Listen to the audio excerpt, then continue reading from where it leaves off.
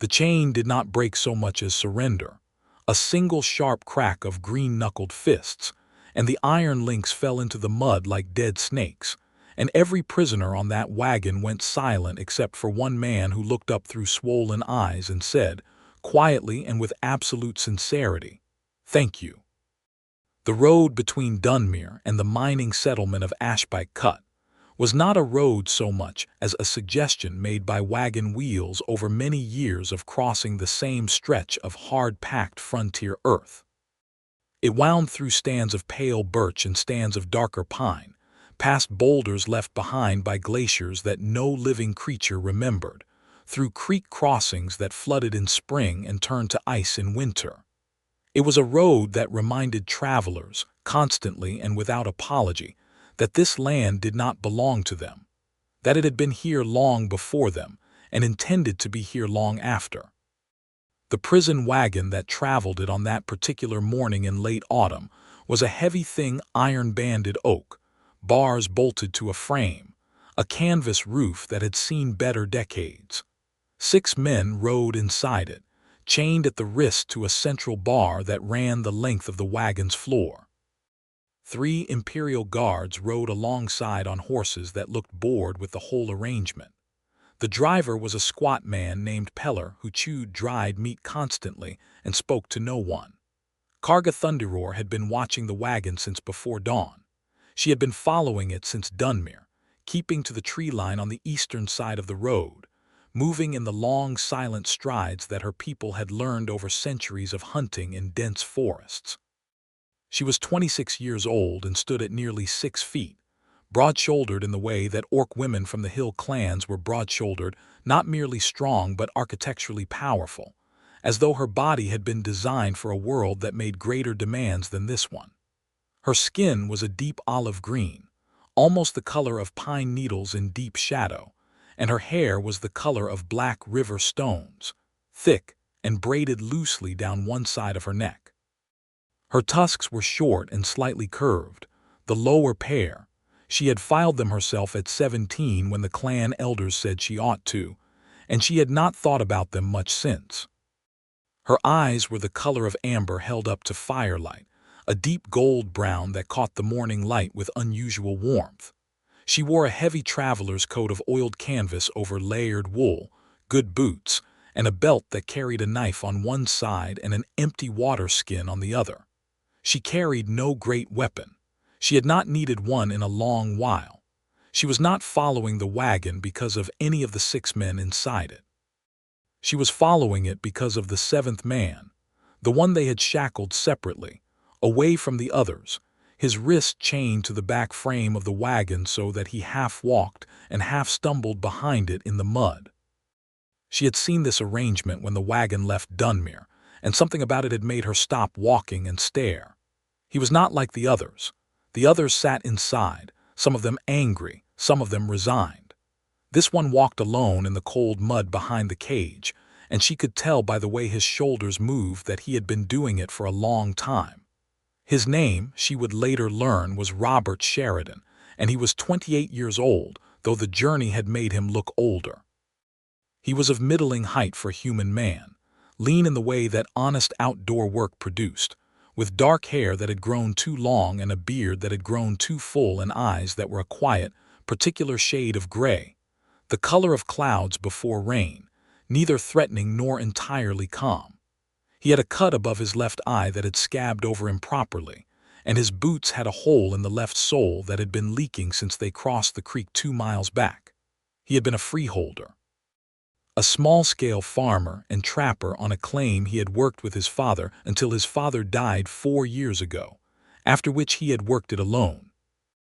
The land was on the border of what the empire considered its jurisdiction and what the hill clans considered their ancestral territory, which meant Robert Sheridan had spent the better part of 4 years navigating a world that could not decide whether he was a subject or a trespasser. He had traded with the Orc hill clans when he could. He had bartered fair. He had learned a few words of the old tongue and used them correctly and with genuine respect, which had earned him a cautious goodwill from the nearest clan that most human settlers in the region would have considered remarkable if they had known about it. He had been arrested 3 weeks ago on charges of claim jumping, a charge leveled by a man named Hadwick Crane, who was a land agent for one of the imperial mining companies that had been steadily consuming the frontier for the past decade. Crane wanted Robert's land because it sat on a shallow copper seam that a company surveyor had identified. The charge was false. There was no judge west of the Ardenmere River who would have been willing to hear that, however, because Crane had friends in the magistracy and Robert Sheridan had only his word and a deed of claim that Crane had already contested with forged documentation. So they had chained him to the back of the wagon and begun the long walk to Ashpike Cut, where the mining company had its own brand of justice for men whose land they needed. Karga had not known all of this when she began following the wagon. She had known only what she could see: a man being made to walk behind a cage in the cold mud, alone, while others rode inside. Something about the solitude of it troubled her in a way she could not immediately explain. She was not a woman given to impulsive action. She had learned, in the hard years since her mother had died and her clan had splintered in the aftermath of the border wars, to be careful, to observe, to act only when the cost of inaction was greater than the cost of intervention. She watched for 4 miles. By the 4th mile, the man behind the wagon had fallen twice. The guards had laughed both times. After the second fall, they had added a second chain from his wrist to the wagon frame, shorter than the first, so that he had to run slightly to keep pace rather than walk. His boots slipped in the wet autumn mud. His breath came in white clouds in the cold air. Karga Thunderroar made her decision the way she made most of her decisions, quietly, without drama, and with complete commitment. She came out of the trees at the bend in the road where the birch stand was thickest and the guard's line of sight was worst. She did not announce herself. She crossed the 15 feet of open ground between the tree line and the wagon in long, fast strides, reached up with both hands, took the chain between his wrist and the wagon frame in her fists, and pulled. The sound it made was that single sharp crack, iron failing against something stronger, and then the chain was in pieces on the ground and Robert Sheridan was stumbling backward, free of the wagon, staring at her with those rain-colored eyes wide open and his mouth slightly open as the guards began to shout and the horses began to startle. She turned to look at him. He looked at her. The guards were pulling their horses around. She had perhaps 4 seconds. He said quietly and with absolute sincerity, "Thank you," not frantically, not stupidly. Just those 2 words said the way a person says something true. She grabbed his arm and ran.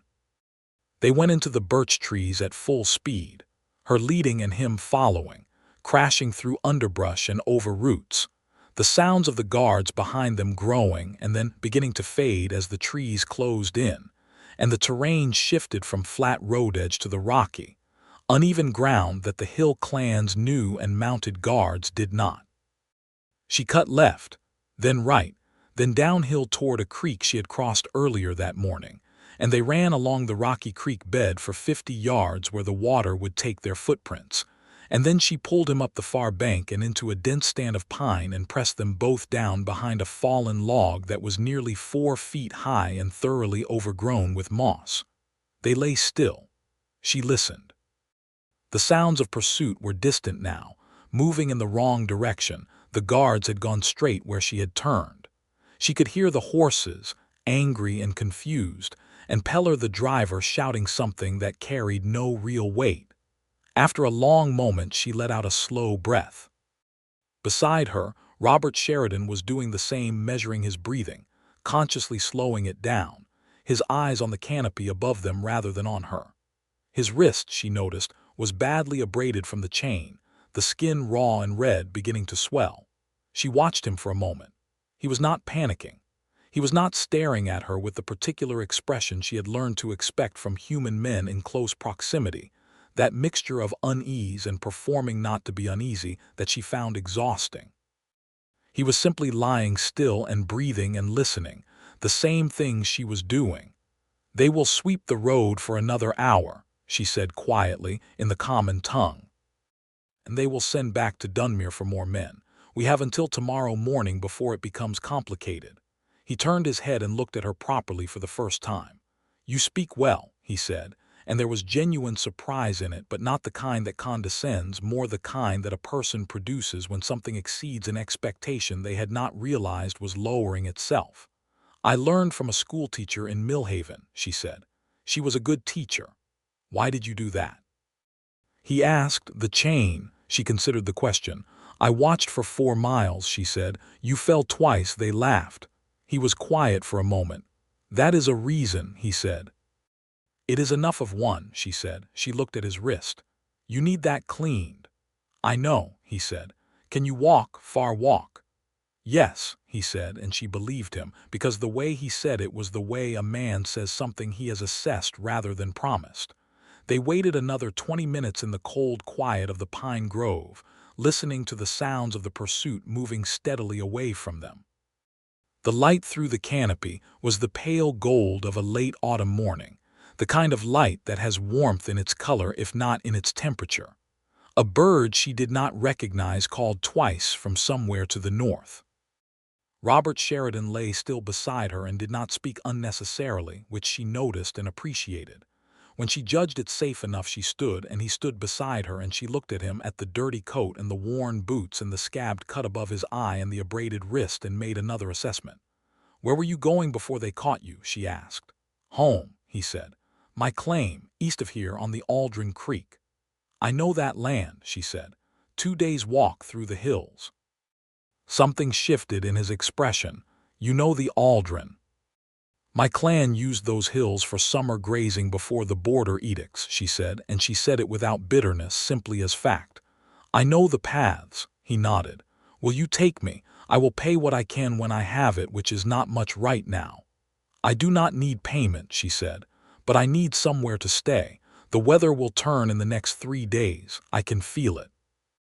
He looked at her for a long moment, not with suspicion, which she had expected, but with the careful consideration of a man who has been taken by surprise by his own instincts and is deciding whether to trust them. I have a cabin, he said, and enough provisions to last the winter if I am careful. You would be welcome if you needed it. She studied him. Most men would not say that. I know, he said quietly. I am saying it anyway. She picked up the direction of the hills with the ease of someone who has navigated by instinct and memory since childhood, and she began to walk, and he walked beside her, and neither of them spoke much for a while, and that was, somehow, a comfortable silence. His name, she learned over the course of that first day's walk, came in pieces rather than all at once, offered without performance, without the eagerness of a man trying to make himself likable, just the natural unfurling of a person who had been alone long enough to find conversation a genuine pleasure rather than an obligation. Robert Sheridan, freeholder, 28 years. His father had come to the frontier from the old country 20 years ago and had broken this land with his own hands. His mother had died when Robert was 7. His father had taught him to trap, to plant, to read by firelight, and to treat everyone he met on the frontier as a person until given specific reason otherwise, which was, Robert said with a slight and genuine smile, advice that had occasionally gotten him into trouble. The Orc clans, she said, testing. You have traded with them. With Stoneback clan, yes. 3 seasons now. He paused. Are you Stoneback? No, she said. Thunderroar clan, we were farther north. We are smaller now than we were. He did not press her on the smaller. She appreciated that too. Her name she gave him without ceremony, because her name had never been a small thing to her. It was her mother's giving, the last gift of a woman who had believed in the power of named things. Karga Thunderroar, she said, and let the weight of it sit in the air. He repeated it carefully, getting the pronunciation right on the first attempt, which surprised her.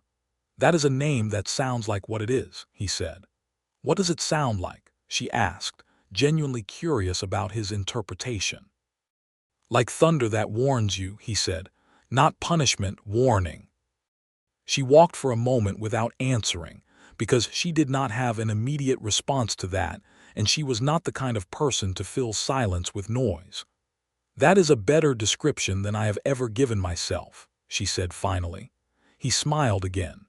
It was a good smile, not practiced, not aimed at her, just a genuine expression of quiet pleasure that happened to occur when she was looking.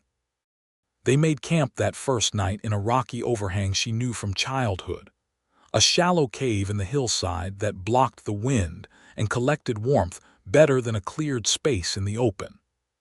She started the fire while he gathered wood, which he did with the ease of a man accustomed to the work, and when he came back with an armload of dry pine and saw the fire already going, he looked impressed, and then looked like he was trying not to look impressed, which made her want to laugh. She cleaned his wrist with water from the creak and strips of cloth she tore from the hem of her underlayer. It was not infected yet, but it would be if it was left. He held very still while she worked, watching her hands rather than looking away as men sometimes did when they were embarrassed to be tended to. "Does it hurt?" she asked, because it looked like it hurt. "Yes," he said simply. "I will need better supplies when we reach the cabin," she said. "Yarrow if you have it, honey." "I have honey," he said, "and a pot of dried yarrow I traded for in Millhaven." "Good."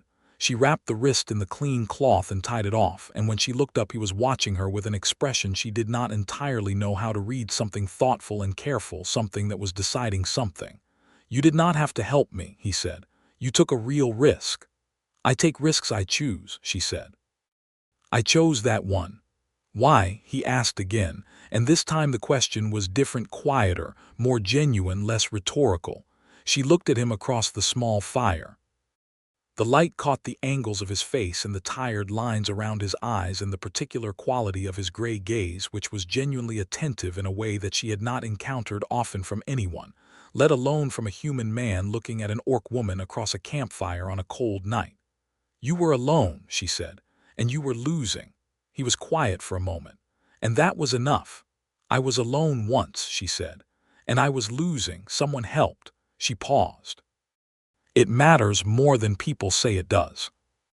He nodded slowly, and she thought she saw in his face the recognition of something he had also known, the particular weight of having been helped when you expected nothing, and what that weight does to a person over the years.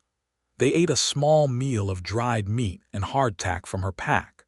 The fire settled into low coals. The wind moved through the birch trees below them and made a sound like distant conversation. She sat across from him and watched the embers and felt strange thing, not the usual alertness she carried as armor against the world, but something quieter, not quite relaxed, but not armed either. She slept with her back to the fire and her face toward the cave entrance, as she always did, and she heard him settle against the far wall on the other side of the fire, giving her as much space as the small cave allowed, and she registered this without surprise and without comment, but she registered it. The 2 days' walk through the hills brought weather on the second day, exactly as she had predicted, a cold, driving rain that turned the hillside trails to mud and stripped the last leaves from the birch trees and made the whole world monochrome and wet.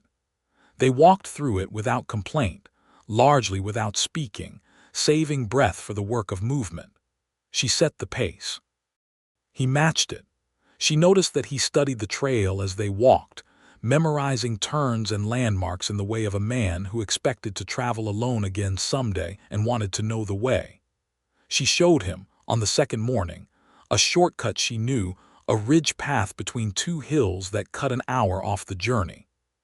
He followed her up it, picking his footing carefully on the wet rock, and when they reached the top and the view opened out across the valley below, a sweep of dark pine and pale meadow and distant creek glitter, he stopped and stood for a long moment and did not say anything.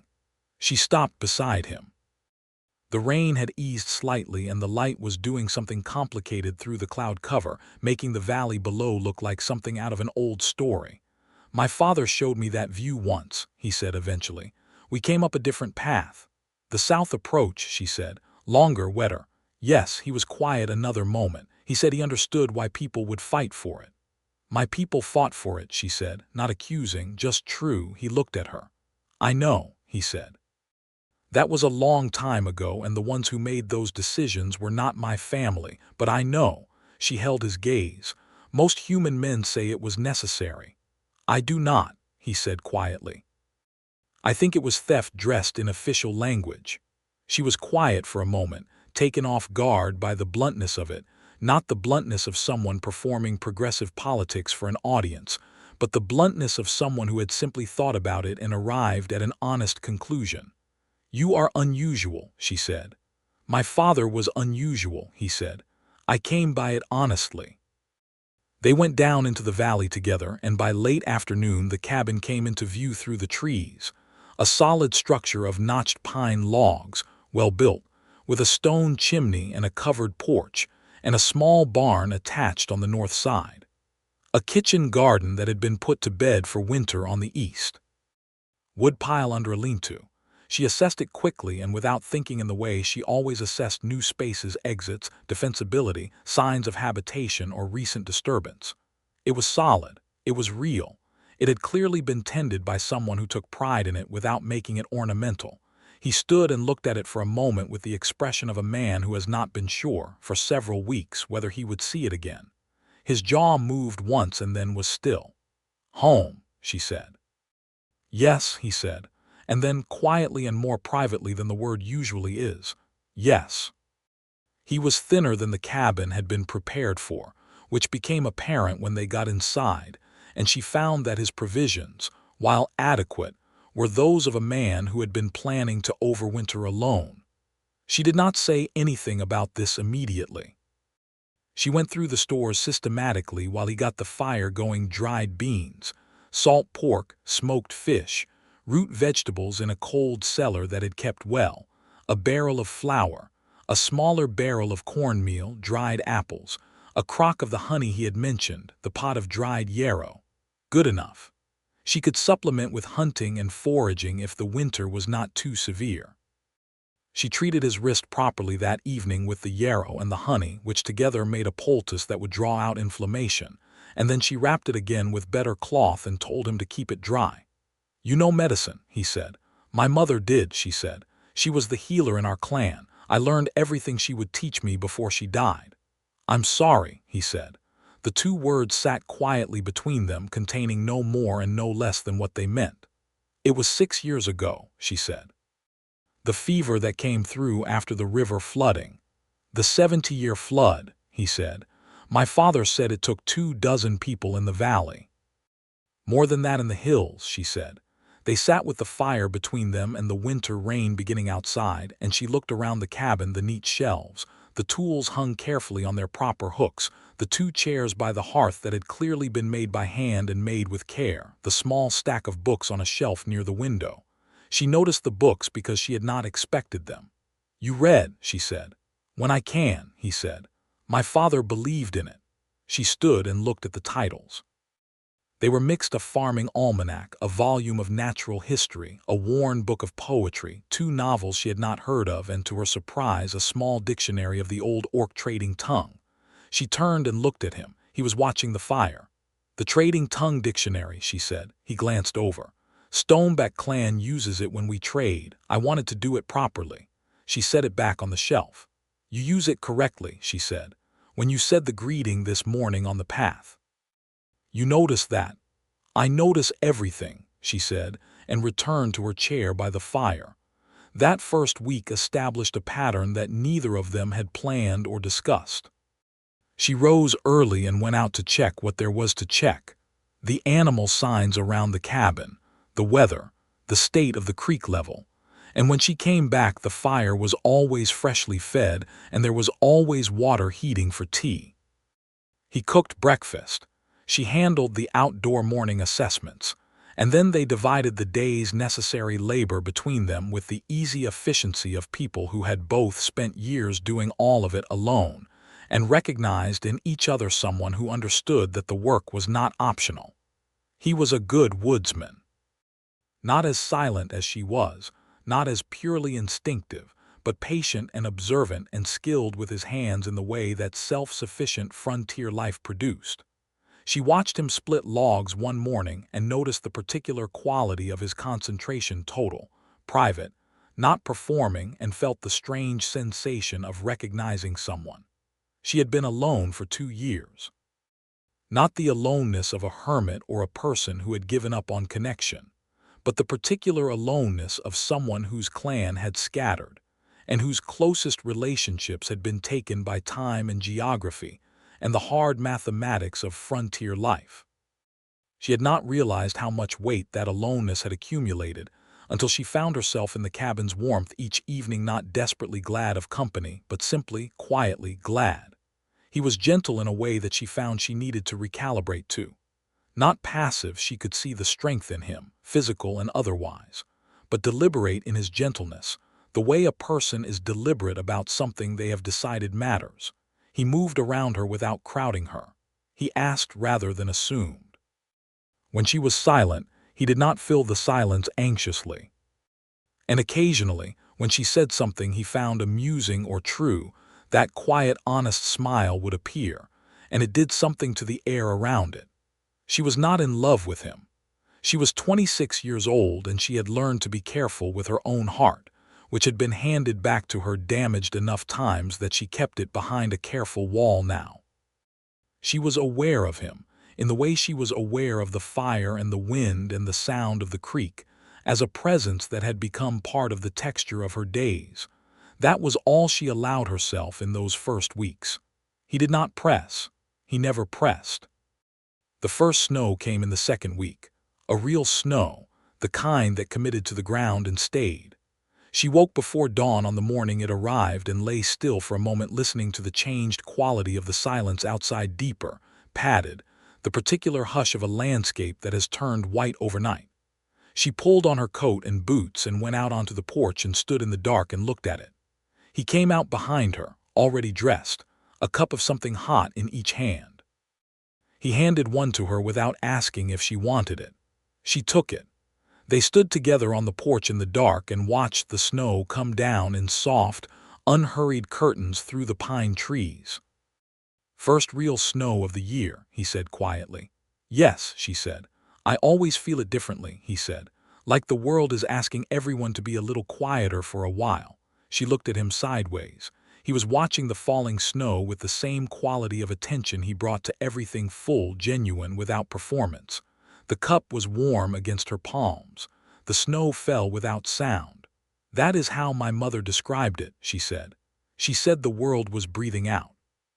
He looked at her then, and there was something in his expression that was more than warmth, though warmth was part of it, a quality of feeling seen and met, of having said something and had it received fully by someone who was genuinely listening. She felt it somewhere deeper than she had intended and looked back at the snow and said nothing more, but she held the feeling. They began, over the weeks that followed, to talk in the evenings. Not just the practical exchange of a shared household, but real conversation. The kind that happens when two people are snowed in together and have already exhausted the comfortable surface topics and found that what lies beneath is more interesting. He told her about his father, Robert Sheridan, who had crossed the Ardenmere on a flatboat at 30 years old with 50 pounds sterling, a farming almanac, and what he described as catastrophically misplaced optimism, and had somehow turned it into a working claim. She told him about her mother, Karga Thunderroar, who had been the finest herbalist in 3 valleys and had also, she said, been genuinely funny, sharp-tongued, quick, the kind of person whose laugh could change the temperature of a room. He told her about the arrest. The whole story, without minimizing Hadwick Crane or dramatizing his own helplessness, just the plain facts of how a corrupt land agent had manufactured a charge and how the imperial magistracy this far west was effectively Crane's instrument. She listened to all of it and then said, "You cannot go to Dunmere. Crane's men will take you again." "I know," he said. "You need documentation," she said. "Your original deed of claim and any surveys from before Crane's people arrived." He looked at her. "I have the deed. My father's survey notes are in a locked box under the cellar floor." "You should also have witnesses," she said, "people who can testify to the claim's legitimacy. Stoneback clan, they traded with you on this land. They would know your boundaries." He was quiet for a moment, looking at her with that assessing expression he sometimes wore when she had moved faster than he expected. "You think like a person who has dealt with imperial law before," he said. "My clan dealt with it for 10 years before the border was settled," she said. "I know how it works. The documentation matters more than the truth. But when the documentation is real and the witnesses are credible, the truth sometimes wins anyway." He was looking at her with something that was more than gratitude. "You would help me with that. You are already—" He stopped. "Already what?" she said. "Already doing far more than you agreed to," he said. "I agreed to a place to stay the winter," she said. "That does not mean I have to spend the winter uselessly." But she also knew, sitting across from him in the fire-lit cabin with the snow deep outside, that her reasons were not entirely practical. That some part of her that she was not yet ready to name was very interested in the continuation of Robert Sheridan's existence in this specific cabin on this specific claim, and that assisting with the legal defense of that claim was not entirely a neutral act. She did not tell him this. He wrote letters that winter.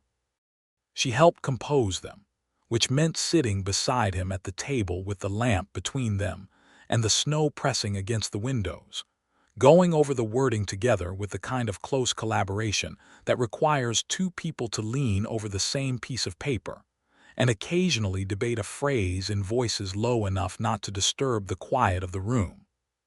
She was conscious during these sessions of his nearness, the warmth of him, the particular smell of wood smoke and pine resin, and something underneath that was simply him, the occasional brush of his sleeve against hers when he reached to adjust the lamp. She was conscious of all of it, and she kept it carefully behind the wall. He sent the letters with a traveling merchant named Oscar who made the winter circuit through the frontier settlements, a small man with a large mule and the discretion of someone who had learned to survive between worlds. One letter went to Stoneback clan. One went to a legal advocate in the city of Ardenmere proper, a man Robert had heard of through the trading networks but never met. One went to a distant cousin of Robert's in the provincial capital who had enough respectability to forward correspondence to the proper offices. They waited. Winter deepened. The days were short and the nights were long, and the cabin held its warmth. And within its warmth, two people who had both been very alone for a very long time began to find the shape of something neither had planned for. She taught him the old tongue properly, not just the trading phrases from his dictionary, but the real language, the grammar, the inflections, the weight of certain words that had no common translation.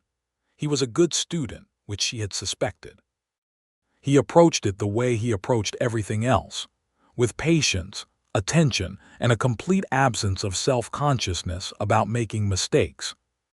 He taught her to play a card game his father had brought from the old country, a complicated game of bluffing and strategy that she found immediately interesting, and then infuriatingly challenging, and then obsessively engaging over the course of a week of evenings. She beat him for the first time on a night in the deepest part of December, and the look on his face when she laid down her winning hand was so purely delighted, at her win rather than at the prospect of consoling defeat, that it cracked something in the wall she kept, not enough to show, but enough to matter. She went hunting in December when the provisions needed supplementing. She took his old bow because her own gear had been left behind in the urgency of their flight from the prison wagon, and she went out into the white silent woods alone in the early morning, and came back in the mid-afternoon with a young buck across her shoulders, which was not a small accomplishment in the deep cold of a frontier winter. He was on the porch when she came back, and he saw her coming through the trees, and his face did something complicated and warm that she filed away without examining too closely. "That is a good animal," he said. "The tracks led north," she said, "but I cut west and waited. They always come back west before afternoon. How did you know that?" "My mother showed me," she said. "The deer in these hills move with the sun on cold days. They want the afternoon light on their backs." He helped her hang and butcher the animal without being asked, which she appreciated, and he was competent at it, which she appreciated more. They worked together in the cold barn and talked about nothing in particular, and their breath made clouds, and the work was satisfying in the particular way of work that will become food. That evening she made a stew from the fresh venison with the dried vegetables and herbs she had been managing carefully all winter, and it was the best meal they had had in the cabin since the autumn, and they ate it at the table together with the lamp burning and the snow falling outside, and did not say very much, but what they said was easy and warm. He looked up at one point and found her watching him and did not look away. "What is it?" he said. "Nothing," she said. "I was just thinking." "About what?" She considered whether to answer honestly. The wall said no. Something underneath the wall said yes. "That this is good," she said finally. "Just this." He held her gaze for a moment. "Yes," he said, and then carefully, "It is." The response from Stoneback clan came in January, carried by a Stoneback rider who had tracked the cabin by the smoke and arrived one afternoon with frost in his horse's mane, and a letter folded in oilskin.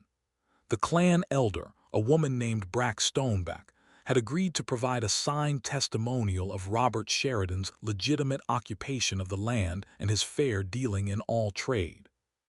She had also offered, the letter said, to send 2 clan warriors to Dunmere as witnesses, if the matter came to a formal hearing. Robert read the letter twice, and then set it down on the table and pressed both hands flat against the wood and was quiet for a moment. She watched him. "She did not have to do that," he said. "No," Karga said. 3 years of fair trading," he said. "And that is what fair dealing builds," she said. "She trusts you," he looked up. "And you went to considerable trouble to get me home." "I told you why," she said. "You told me the initial reason," he said. "The chain, I have been wondering about the rest of it." She met his eyes. "Why do you want to know?" He held her gaze. "Because I want to understand you," he said. "I want to understand you very much, Karga, and I am aware that you are private about your reasons. I am not asking to press you. I am asking because," he paused, "because it matters to me. You matter to me, and I would rather say that plainly than let it go unsaid any longer."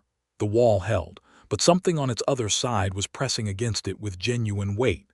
"I am not accustomed to mattering," she said, and she said it without self-pity, just as a fact, the way she said most true things. "I know," he said quietly. "I think that is wrong. I think it has been wrong for a long time." She did not answer immediately. She looked at the letter on the table, and then at her hands, and then at him. And what she read in his face was not the expression of a man performing kindness for an audience or making a move in a social game. It was the face of a man who had thought about something carefully and decided to be honest about it, knowing full well that honesty is the more vulnerable choice. She said, "I stayed because I wanted to." It was a small thing to say. It was also, for her, a very large thing. He nodded, and the smile that came to his face was the quiet, private kind, the one she had catalogued alongside the others. "Thank you," he said. They sat with it for a while, and the fire popped, and the wind moved in the pines, and nothing was resolved or declared, but something had shifted in the air of the cabin in a way that both of them felt. In February, a second letter arrived from the legal advocate in Ardenmere, a man named Pelwick Bourne, who turned out to be sharp, experienced, and genuinely interested in the case because, he wrote, he had been looking for an opportunity to challenge the Imperial Mining Company's use of fraudulent land claims for some time. He needed the original deed, Robert's father's survey notes, and any witnesses who could speak to continuous occupation. He believed, he wrote, that with Stoneback clan's testimony the case was winnable. They would need to appear in Ardenmere in the spring when the roads were passable, both of them. Karga, because Bourne had written specifically that her testimony as a witness to the circumstances of Robert's arrest, that he had been removed from his land by force on a false charge, would be materially significant. She had not expected to be asked. She read the letter carefully and then read it again. "You do not have to," Robert said. He was watching her face. "It is asking a great deal." "It is not asking a great deal," she said. "It is asking me to go to a city." "Ardenmere is," he began. "I know what Ardenmere is," she said. "I know how people in Ardenmere look at Orc women who walk in uninvited." He was quiet for a moment. You would not be uninvited. You would be there at the invitation of a legal advocate as a witness in a formal proceeding. He paused, and I would be with you. She looked at him. You understand that your presence does not prevent the looks. No, he said, it doesn't, but I would be there. He held her gaze. I would not leave you to it alone. She believed him. That was the thing she had been learning slowly over these months, that the things Robert Sheridan said could be taken at face value without the defensive accounting she applied to most statements made to her by most people. He was not performing. He was not calculating. He meant it consistently in the plain and literal way. I will go, she said. He let out a breath. Thank you. Stop thanking me, she said, but without heat. I cannot, he said, and he was smiling. It is a genuine impulse. She felt the wall give a little more. Spring came slowly to the hills, first a softening of the snow, then meltwater in the creek louder than it had been all winter, then mud, and then a day in late March when the temperature rose above freezing and stayed there, and the birch trees along the ridge showed the first faint smudge of green. She went out that morning and stood in the yard and felt the change in the air and breathed it in. And when she came back inside, he was watching her from the doorway with that expression she had begun to know, the one that was simply him paying attention, full and genuine. Spring, she said. Spring, he agreed. We should leave in 2 weeks, she said. The mountain road will be passable by then. 2 weeks, he said. He leaned in the doorway and looked at her in the pale March light. Karga, she waited. Before we go, he said, I want to say something. Say it, she said. He took a breath. I have been trying to say it correctly for some time, which is part of why I have not said it yet. But I think I have been overcalculating, which is a tendency I have. He paused. I love you. I have loved you since December, probably, and I am more certain of it now than I have been of most things. I do not say it to put a weight on you or to ask for anything. I say it because it is true and because you deserve to know true things about yourself. The wall came down. Not all at once, not dramatically. Just quietly, finally, like a door swinging open because the pressure on the other side has been greater than the latch for a long time. She looked at him in the doorway in the March light for a long moment. I love you too, she said. I have been afraid of it. I know, he said. I am not going to ask you to be unafraid of it all at once. I am not afraid of it now, she said. I think I have simply been afraid of saying it and having it mean less than it means. He crossed the porch in 3 steps and took her hands in both of his, the right hand and the left, the abraded wrist long-heeled, and held them carefully. He was looking at her with everything in his face, unguarded and entirely present. It means everything, he said quietly. To me, it means everything. She leaned her forehead against his, which was the Thunderroar clan greeting between people of deep trust. A gesture her mother had given to her father every morning of her childhood, and she felt him go very still and then very warm, and his hands tightened gently around hers. They stayed like that in the March doorway for a long time, and the birch trees showed green on the ridge, and the creek ran fast in its bed, and the winter was over. The journey to Ardenmere took 12 days.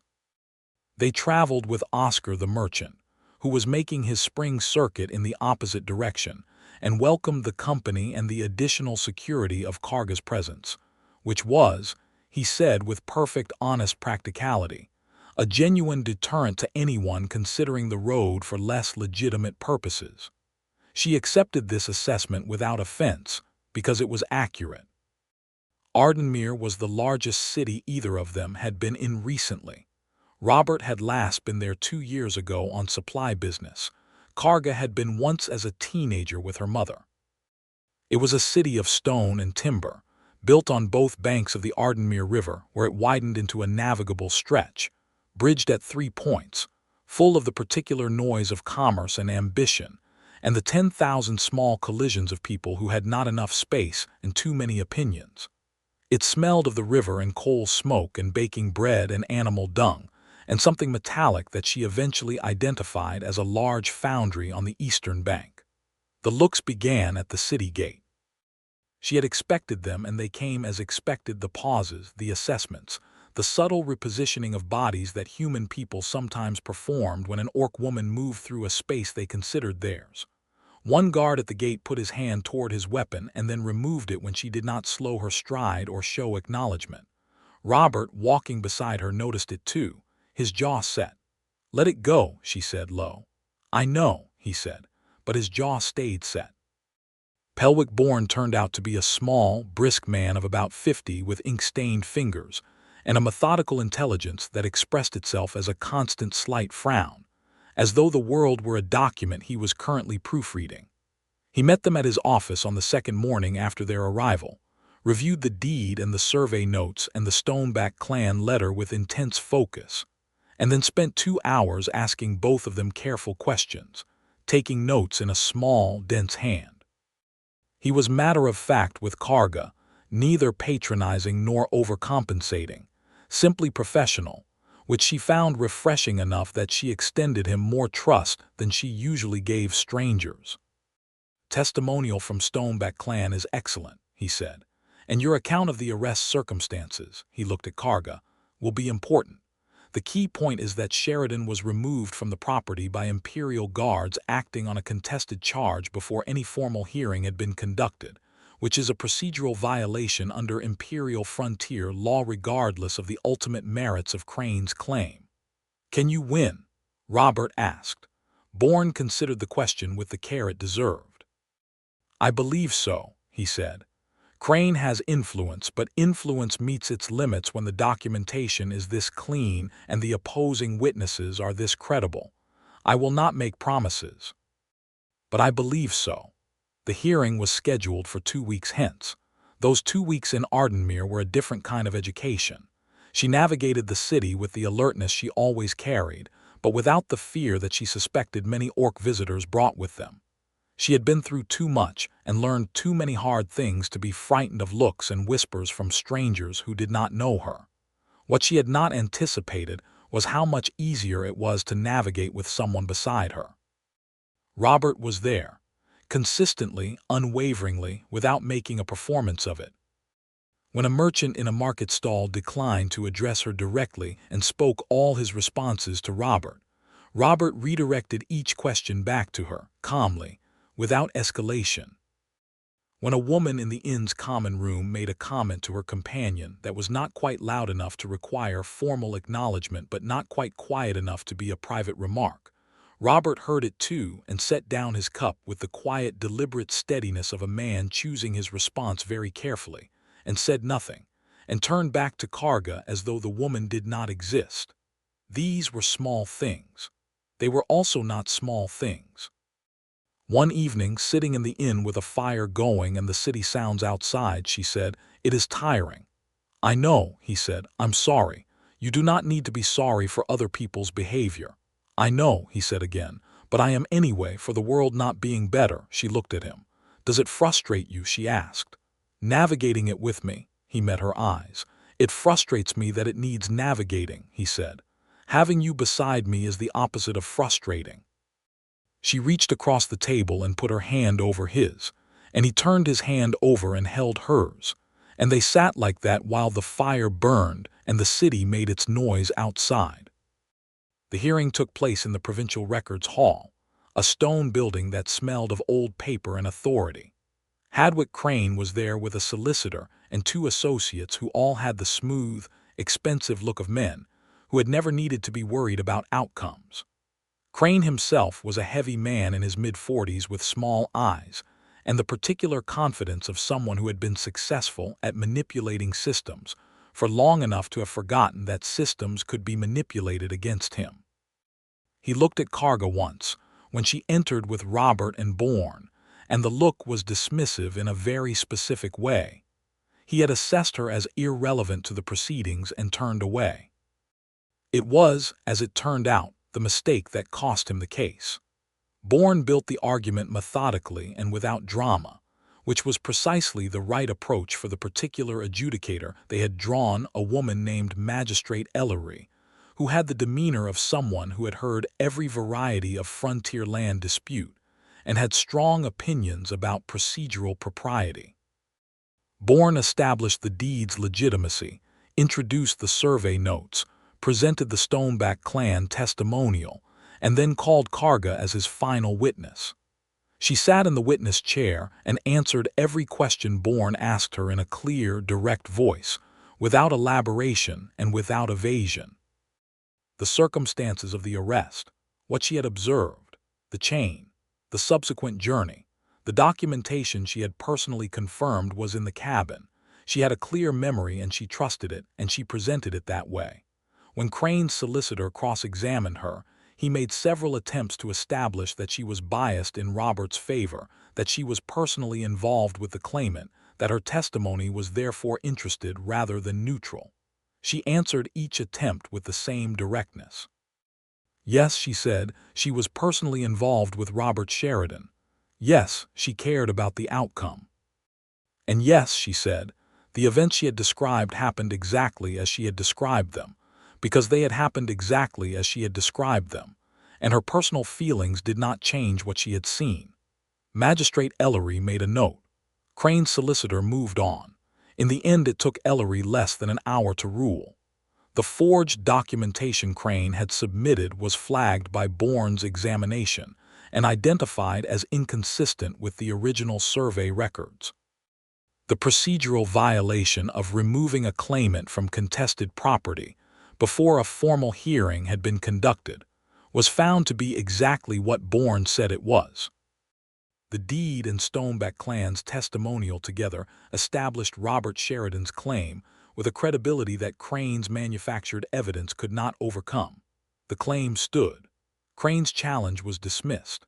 A contempt citation was issued for the forged documentation. The Stoneback clan's cooperation was formally acknowledged in the record. Karga sat in the hard wooden chair of the record's hall and felt something release in her chest, something she had not known she was holding until it let go. Robert sat beside her. He did not whoop or exclaim or do any of the things that people in stories do when they win. He put his face in his hands for a moment and breathed, and then he looked up and turned to her and took her face in his hands very carefully and said, "Thank you." She put her hands over his.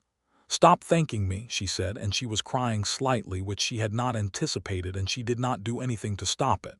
"I cannot," he said, and he was not entirely steady either. "You saved everything. You saved all of it." "We saved it," she said. He leaned his forehead against hers, and she let him. There in the Provincial Records Hall, with Bourne watching from a respectful distance, and the sun coming in through the high windows, and the whole complicated world outside.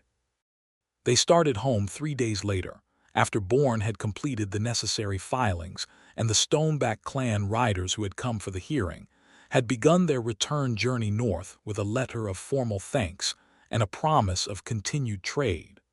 Oscar, the merchant, was heading west again, and they traveled with him for 4 days before turning south toward the hills. The journey home was different from the journey away. The world was the same world, the same roads, the same trees, the same creek crossings and ridge paths, but the way they moved through it had changed. Not dramatically. Quietly, in the way that things change when something that has been uncertain becomes certain, when two people who have been moving toward each other finally reach the same place. She noticed it in small ways. He reached for her hand on the second afternoon, on a ridge path where the view opened out across the valley. Not dramatically, not with announcement, just a natural extension of movement that found her hand and held it. She held it back. They walked like that for a while, looking at the valley below, and it was simple and very good. They talked differently too, with the easy fluency of people who have stopped translating and simply speak. She told him things she had not told anyone in years. About her mother's last days, about the dispersal of the clan, about the 2 years alone that had preceded the morning she had walked out of the birch trees and broken a chain. He told her things in return, about the particular loneliness of working a claim alone, about the nights he had sat by the fire and read the same page of a book 3 times because the silence was too complete. About his father's grave at the edge of the eastern field, and how he sometimes sat there in the evenings and talked to it, which he said with a slight embarrassed laugh. "That is not embarrassing," she said. "No," he agreed after a moment. "I suppose it isn't," she said. "My mother's grave is in the hills north of the Aldrin. I visited in the summer." "Can I come?" he asked, simply without making it significant, just asking. "Yes," she said. He squeezed her hand. When they came through the last stand of trees and the cabin appeared in its clearing, solid and unchanged against the backdrop of the spring hills, she felt something settle in her chest that she had not felt in a very long time. Belonging. Not the belonging of blood and clan, which had been taken from her, but a different kind, earned and chosen, built from winter evenings and campfire conversations and card games and venison stew, and the particular quality of one man's gray eyes paying honest attention. She belonged here. She had not known until she returned to it that she had claimed it for herself somewhere along the way. He opened the cabin door and they went in, and the smell of it, wood smoke and pine, and the dried herbs she had hung above the hearth in January, was home. Genuinely and completely home. He made tea. She went through the cabin looking for what winter had done to it in their absence. A patch of the chinking above the north window had crumbled and needed replacing. One of the porch boards was soft from the meltwater, otherwise sound. She came back inside and reported this, and he nodded, and said they would deal with the window chinking tomorrow. They sat by the fire with their tea, and the long spring evening settled around them, and neither of them felt any pressure to fill it with words. After a while she said, "I want to stay." He looked at her. "You are staying," he said. "I mean beyond the winter," she said, "permanently." He set his cup down. He looked at her with everything visible in his face. "I want you to stay," he said. "I want that very much." "This is your claim," she said, "your father's land." "It is our home," he said, "if you want it to be." She looked around the cabin, the shelves, the fire, the 2 chairs that had been made by his father's hands, the old trading tongue dictionary on its shelf, the blank space where she had already begun to put her own things. She looked at him.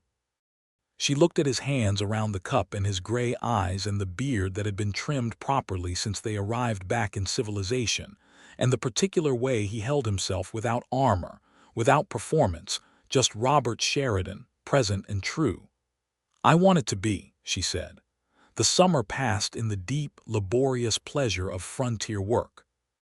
They planted the kitchen garden together, side by side in the turned earth, and she showed him what her mother had taught about companion planting, and he showed her what his father had known about water management, and the combination produced a garden that was, by July, the most productive the claim had seen.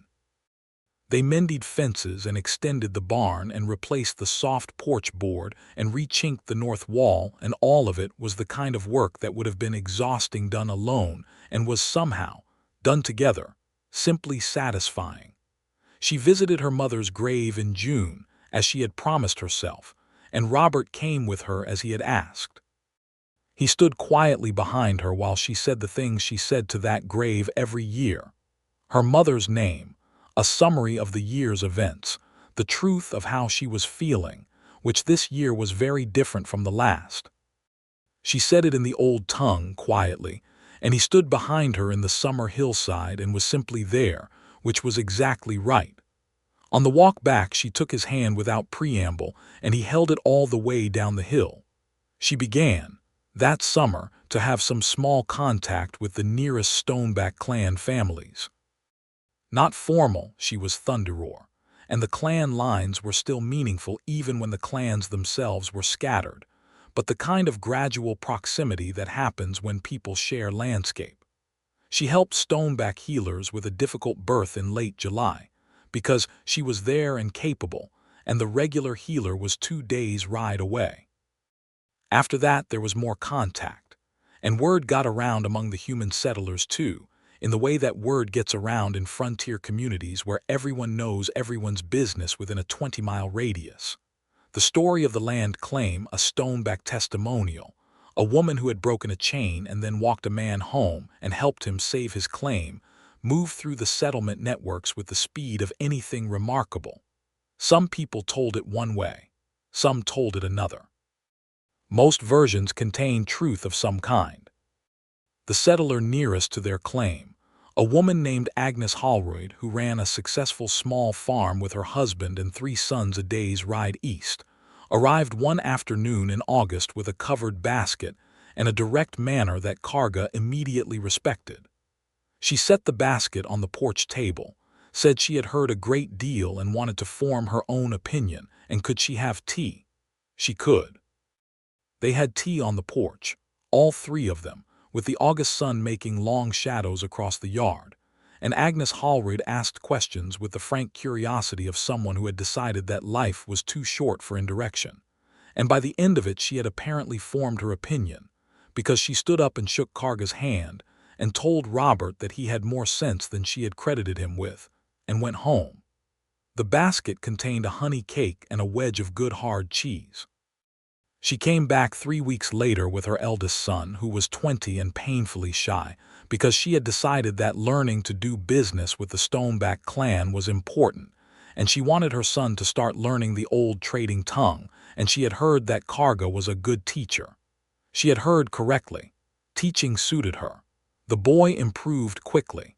In September, she realized she was pregnant. She sat with the knowledge for 2 days, alone with it, turning it over in her mind and her body with the mixture of wonder and trepidation and deep, complicated joy that any major piece of news produces. Then she told Robert. She told him in the evening by the fire in the plain, direct way she told him everything. She said the words and then watched his face. He went very still, and then something happened in his expression that she had not seen before. Something cracked open in it, something enormous and tender, a kind of wonder that went all the way down. He did not speak for a moment. Then he said, "Are you?" and stopped. "I am well," she said, "both well." He crossed the room and knelt beside her chair and took her hands and looked up at her with those rain-colored eyes that were entirely unguarded and said, "I love you. I love you so much, Karga." She leaned down and put her forehead against his and felt him shaking very slightly with the force of feeling something too large for the body to contain quietly. She held his hands and let it be what it was.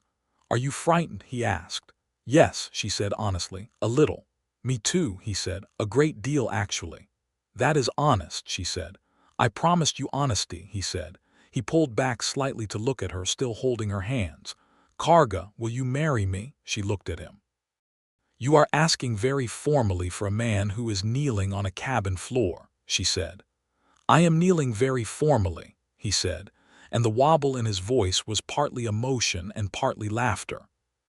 She looked at his face, at all of it, the earnestness and the love and the fear and the complete sincerity, and felt something in her chest that she had decided in her younger and more careful years was not available to her. Joy without reservation, love without the wall around it, the particular fearlessness of a person who has found someone worth being fearless for. "Yes," she said, "I will marry you, Robert Sheridan." He pressed his face into her hands for a moment. She felt the warmth of it. Then he looked up, and the smile on his face was the best version of it she had ever seen, wide and real and completely uncontained. They were married in October, on a day when the birch trees on the ridge had gone fully gold, and the air was the cold, sharp clarity of early autumn. Agnes Hallreid came, and her husband and sons.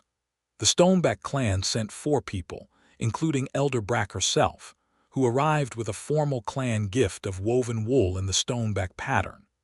Oscar the merchant came because he was in the area, and because he had been part of the story from the beginning, and considered himself invested in the outcome. Pelwick Bourne had sent a letter of congratulations that arrived a week before and was read aloud at the celebration, which made Oscar laugh. There was no formal officiant in the way the imperial towns had, which suited them. They made their vows to each other in front of the assembled friends on the porch of the cabin they shared, in the common tongue and in the old tongue both, each one translated for the other's benefit. She gave him a cord of braided leather in the Thunderroar clan tradition, the binding cord, which was given by a woman to the man she chose and meant that she had found him worthy. He gave her his father's ring, a plain silver band that had been in the family for 2 generations, and she put it on and looked at it for a moment and then at him.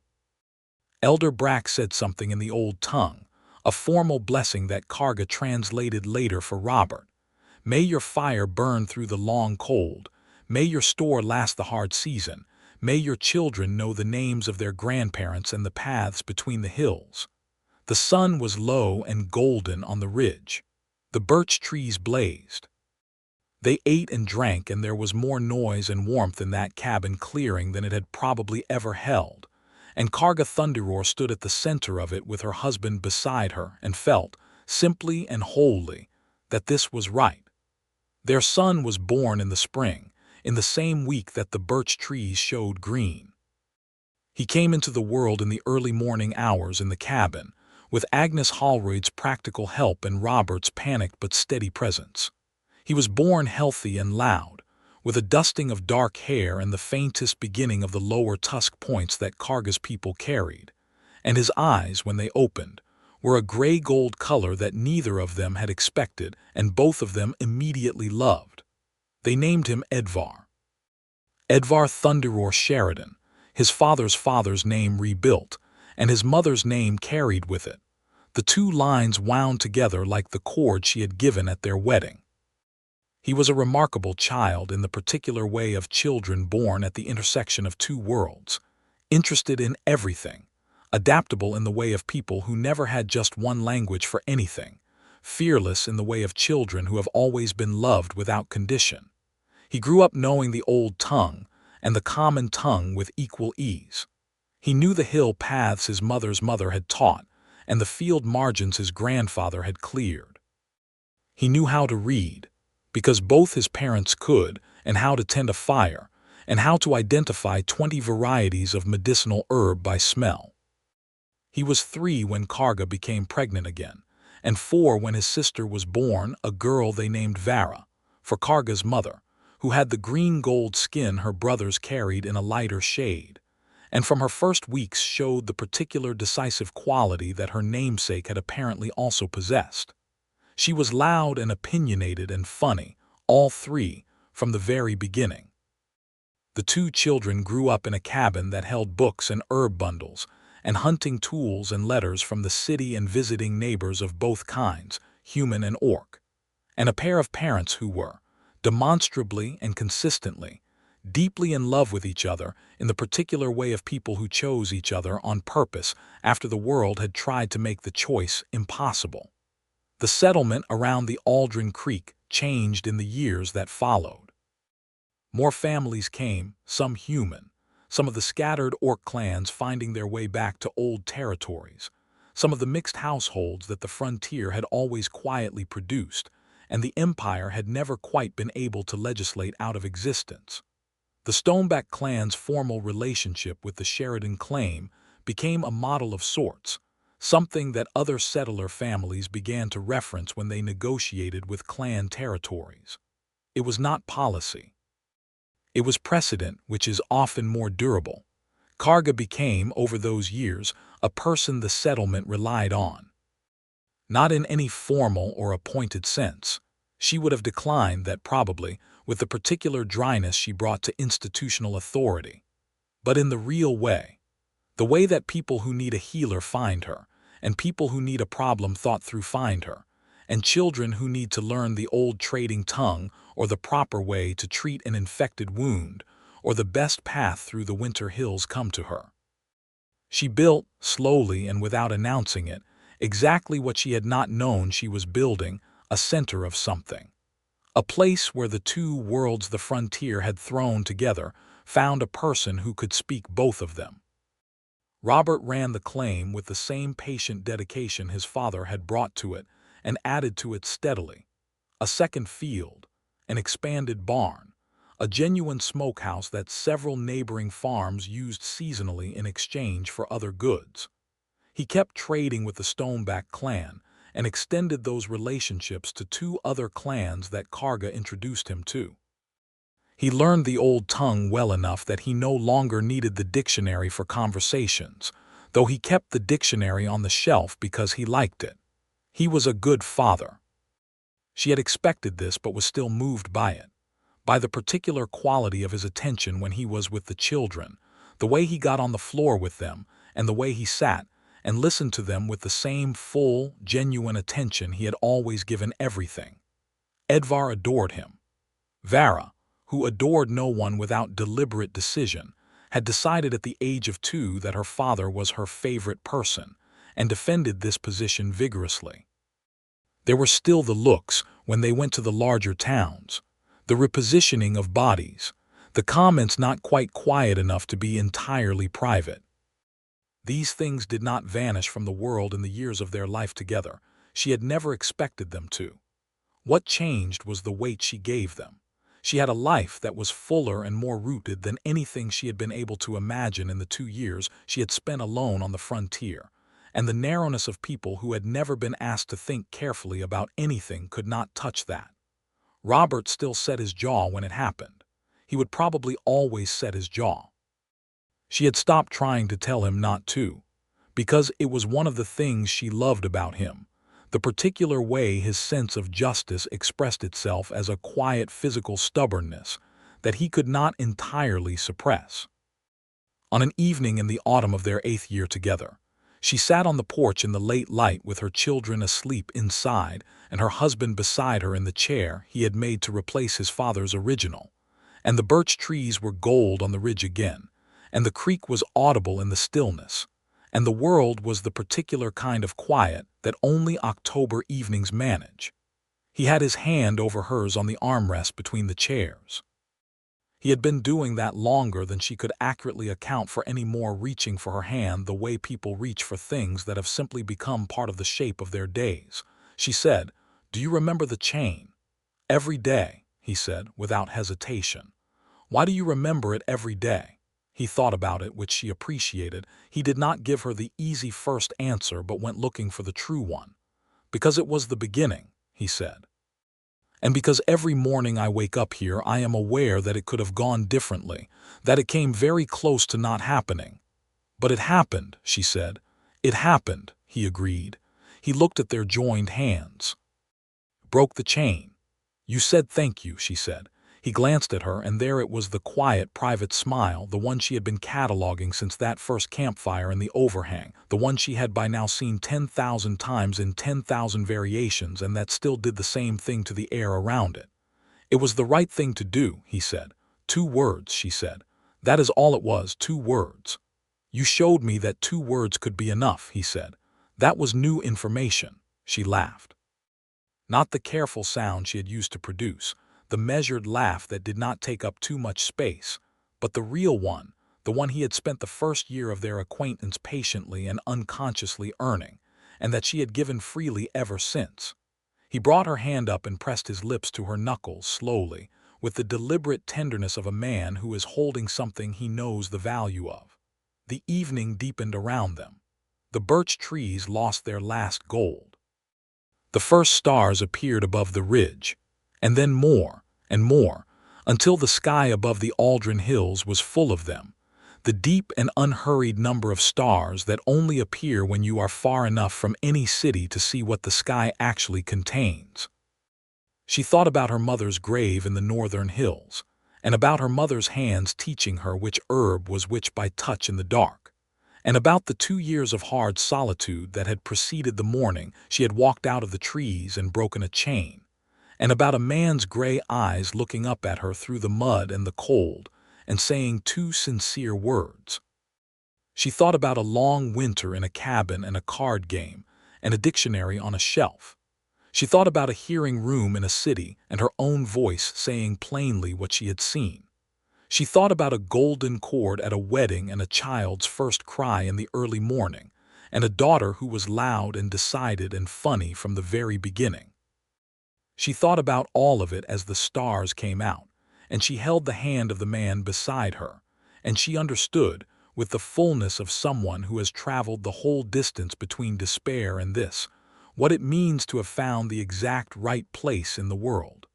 Not the place she was born into.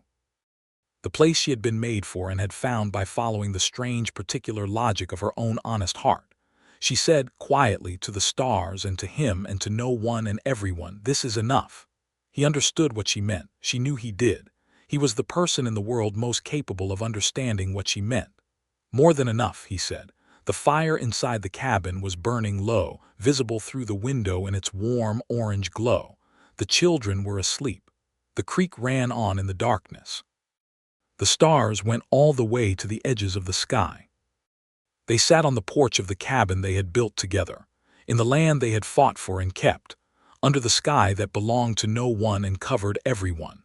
And the night moved around them with the ancient, indifferent tenderness of a world that does not particularly care about the smallness of individual lives but contains them all the same.